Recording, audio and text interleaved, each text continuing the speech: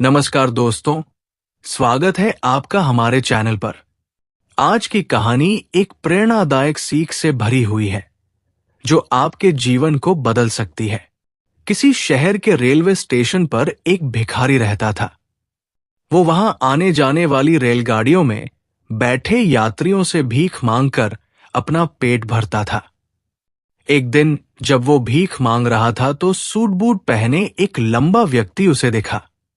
उसने सोचा कि ये व्यक्ति बहुत अमीर लगता है, इससे भीख मांगने पर ये मुझे जरूर अच्छे पैसे देगा। वो उस लंबे व्यक्ति से भीख मांगने लगा। भिखारी को देखकर उस लंबे व्यक्ति ने कहा, तुम हमेशा मांगते ही रहते हो, क्या कभी किसी को कुछ देते भी हो? भिखारी बोला, साहब, मैं तो भिखारी हूं, हमेशा लोगों से मांगता ही रहता हूं। मेरी इतनी औकात कहा कि किसी को कुछ दे सकूं। लंबा व्यक्ति बोला, जब किसी को कुछ दे नहीं सकते तो तुम्हें मांगने का भी कोई हक नहीं है। मैं एक व्यापारी हूं और लेन देन में ही विश्वास करता हूं। अगर तुम्हारे पास मुझे कुछ देने को हो तभी मैं तुम्हें बदले में कुछ दे सकता हूं। इतना कहने के बाद वो लंबा आदमी ट्रेन में बैठकर चला गया। इधर भिखारी उसकी कही बात के बारे में सोचने लगा। उस लंबे व्यक्ति के द्वारा कही गई बात उसके दिल में उतर गई। वो सोचने लगा कि शायद मुझे भीख में अधिक पैसा इसीलिए नहीं मिलता क्योंकि मैं उसके बदले में किसी को कुछ दे नहीं पाता हूं। लेकिन मैं तो भिखारी हूं, किसी को कुछ देने लायक भी नहीं हूं। लेकिन कब तक मैं लोगों को बिना कुछ दिए केवल मांगता ही रहूंगा? बहुत सोचने के बाद उस भिखारी ने निर्णय किया कि जो भी व्यक्ति उसे भीख देगा उसके बदले में वह भी उस व्यक्ति को कुछ जरूर देगा। लेकिन अब उसके दिमाग में यह प्रश्न चल रहा था कि वो खुद भिखारी है तो भीख के बदले में वो दूसरों को क्या दे सकता है। इस बात को सोचते हुए 2 दिन बीत गए, लेकिन उसे अपने प्रश्न का कोई उत्तर नहीं मिला। तीसरे दिन जब वो स्टेशन के पास बैठा हुआ था तभी उसकी नजर कुछ फूलों पर पड़ी जो स्टेशन के आसपास के पौधों पर खिल रहे थे। उसने सोचा, क्यों ना मैं लोगों को भीख के बदले कुछ फूल दे दिया करूं। उसको अपना यह विचार अच्छा लगा और उसने वहां से कुछ फूल तोड़ लिए। अब वो ट्रेन में भीख मांगने पहुंचा। अब जब भी कोई उसे भीख देता तो उसके बदले में वो भीख देने वाले को कुछ फूल दे देता। उन फूलों को लोग खुश होकर अपने पास रख लेते थे। अब भिखारी रोज फूल तोड़ता और भीख के बदले में उन फूलों को लोगों में बांट देता था। कुछ ही दिनों में उसने महसूस किया कि अब उसे बहुत अधिक लोग भीख देने लगे हैं। वो स्टेशन के पास के सभी फूलों को तोड़ लाता था। जब तक उसके पास फूल रहते थे तब तक उसे बहुत से लोग भीख देते थे। लेकिन जब फूल बांटते बांटते खत्म हो जाते तो उसे भीख भी नहीं मिलती थी। अब रोज ऐसा ही चलता रहा। एक दिन जब वो भीख मांग रहा था तो उसने देखा कि वही लंबा व्यक्ति ट्रेन में बैठा है जिसकी वजह से उसे भीख के बदले फूल देने की प्रेरणा मिली थी। वो तुरंत उस व्यक्ति के पास पहुंच गया और भीख मांगते हुए बोला, आज मेरे पास आपको देने के लिए कुछ फूल हैं। आप मुझे भीख दीजिए तो बदले में मैं आपको कुछ फूल दूंगा। उस लंबे व्यक्ति ने उसे भीख के रूप में कुछ पैसे दे दिए और भिखारी ने कुछ फूल उसे दे दिए। उस लंबे व्यक्ति को बात बहुत पसंद आई। वो बोला, वाह, क्या बात है, आज तुम भी मेरी तरह एक व्यापारी बन गए हो। इतना कहकर फूल लेकर वो लंबा व्यक्ति अपने स्टेशन पर उतर गया।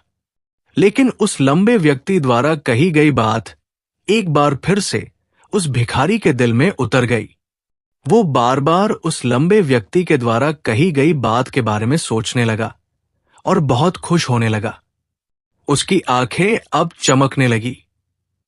उसे लगने लगा कि अब उसके हाथ सफलता की वो चाबी लग गई है जिसके द्वारा वो अपने जीवन को बदल सकता है। वो तुरंत ट्रेन से नीचे उतरा और उत्साहित होकर बहुत तेज आवाज में ऊपर आसमान की तरफ देखकर बोला, मैं भिखारी नहीं हूं, मैं तो एक व्यापारी हूं। मैं भी अमीर बन सकता हूं। लोगों ने उसे देखा तो सोचा कि शायद ये भिखारी पागल हो गया है, और अगले दिन से वो भिखारी उस स्टेशन पर फिर कभी नहीं दिखा। लेकिन 6 महीने बाद इसी स्टेशन पर 2 व्यक्ति सूट बूट पहने हुए यात्रा कर रहे थे। दोनों ने एक दूसरे को देखा तो उनमें से एक ने दूसरे से हाथ मिलाया और कहा, क्या आपने मुझे पहचाना? दूसरा व्यक्ति बोला, नहीं, क्योंकि मेरे हिसाब से हम लोग पहली बार मिल रहे हैं। पहला व्यक्ति बोला, नहीं, आप याद कीजिए, हम पहली बार नहीं बल्कि तीसरी बार मिल रहे हैं। दूसरा व्यक्ति बोला, मुझे याद नहीं, वैसे हम पहले 2 बार कब मिले थे? अब पहला व्यक्ति मुस्कुराया और बोला, हम पहले भी 2 बार इसी ट्रेन में मिले थे। मैं वही भिखारी हूं जिसे आपने पहली मुलाकात में बताया कि मुझे जीवन में क्या करना चाहिए, और दूसरी मुलाकात में बताया कि मैं वास्तव में कौन हूं। दूसरा व्यक्ति मुस्कुराया और अचंभित होते हुए बोला, ओह, याद आया, तुम वही भिखारी हो जिसे मैंने एक बार भीख देने से मना कर दिया था, और दूसरी बार मैंने तुमसे कुछ फूल खरीदे थे। लेकिन आज तुम ये सूट बूट में कहां जा रहे हो और आजकल क्या कर रहे हो? तब पहला व्यक्ति बोला, हां, मैं वही भिखारी हूं, लेकिन आज मैं फूलों का एक बहुत बड़ा व्यापारी हूं, और इसी व्यापार के काम से ही दूसरे शहर जा रहा हूं। कुछ देर रुकने के बाद वह फिर बोला, आपने मुझे पहली मुलाकात में प्रकृति का वो नियम बताया था जिसके अनुसार हमें तभी कुछ मिलता है जब हम कुछ देते हैं। लेन देन का ये नियम वास्तव में काम करता है। मैंने ये बहुत अच्छी तरह महसूस किया है, लेकिन मैं खुद को हमेशा भिखारी ही समझता रहा। इससे ऊपर उठकर मैंने कभी सोचा ही नहीं, और जब आपसे मेरी दूसरी मुलाकात हुई तब आपने मुझे बताया कि मैं एक व्यापारी बन चुका हूं। अब मैं समझ चुका था कि मैं वास्तव में एक भिखारी नहीं बल्कि व्यापारी बन चुका हूं। मैंने समझ लिया था कि लोग मुझे इतनी भीख क्यों दे रहे हैं, क्योंकि वो मुझे भीख नहीं दे रहे थे बल्कि उन फूलों का मूल्य चुका रहे थे। सभी लोग मेरे फूल खरीद रहे थे, क्योंकि इससे सस्ते फूल उन्हें कहां मिलते। मैं लोगों की नजरों में एक छोटा व्यापारी था, लेकिन मैं अपनी नजरों में एक भिखारी ही था। आपके बताने पर मुझे समझ आ गया कि मैं एक छोटा व्यापारी हूं।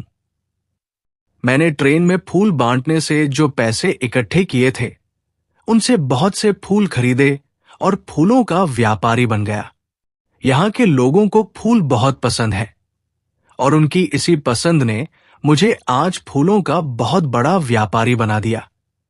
दोनों व्यापारी अब खुश थे और स्टेशन आने पर साथ उतरे और अपने अपने व्यापार की बात करते हुए आगे बढ़ गए। ये कहानी हमें बताती है कि हम यदि अपनी सोच बदल ले तो कुछ भी हासिल किया जा सकता है। यदि हम खुद को छोटा समझते रहेंगे तो हम हमेशा छोटे ही बने रहेंगे। बड़ा बनने के लिए हमें अपनी सोच को बदलना होगा और खुद के बारे में बड़ा सोचना होगा। सफलता आपकी सोच में छुपी होती है। खुद का आत्मसम्मान जगाइए, अपनी सोच को बड़ा बनाइए और देखिए कैसे आप सफलता के शिखर पर पहुंच जाते हैं। दोस्तों, हमें उम्मीद है कि इस प्रेरणादायक कहानी ने आपको जरूर कुछ नया सिखाया होगा। अगर आपको ये वीडियो पसंद आई हो तो इसे लाइक करें और अपने दोस्तों के साथ शेयर करना न भूलें।